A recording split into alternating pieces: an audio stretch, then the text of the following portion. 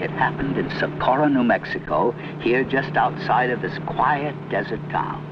A state highway patrol officer, Lonnie Zamora, was on duty, as he had been for the past several years. A black Chevrolet was observed, speeding by the courthouse.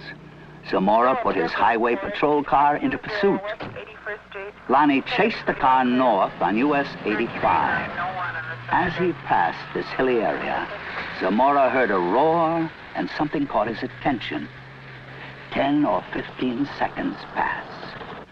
Lonnie then calls in to the sheriff's office. The time was about 5:45, I recall, and he said, Socorro 2, 1044, an accident.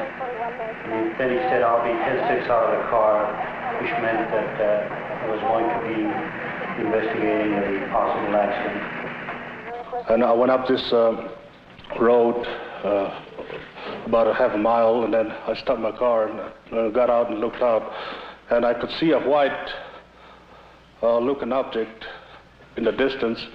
I thought it was an overturned car at first, but I got into my patrol car and went up closer to it. And when I started to get out of the car, I heard a big roar. As I got to it, I could see a couple of, looked like a couple of coveralls hanging from a clothesline. I couldn't see what it was, but it looked like a couple of coveralls. Zamora called in. He sounded very excited. He said he watched an object lift up slowly and disappeared into the sky very fast. I went down to where the object had been, and I noticed the brush was burning in several places.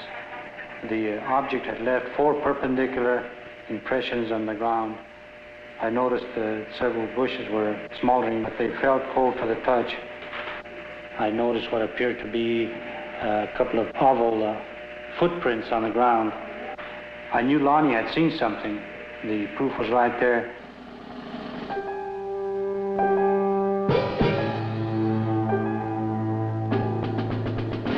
The incident was very interesting, to say the least.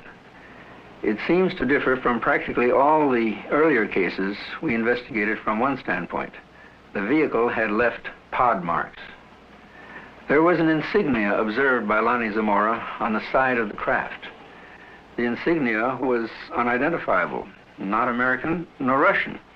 And last of all, the observation of these 2 people in some sort of suit.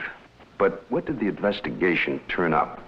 What was the official Air Force estimation of the situation? We went over the case completely. We had soil samples tested at the Air Materials Laboratory. The burnt bushes were analyzed for propellant residue. We measured the distances between the pod marks. My first reaction was that it was a lunar test module from NASA or the Air Force. That seemed to be the only logical explanation.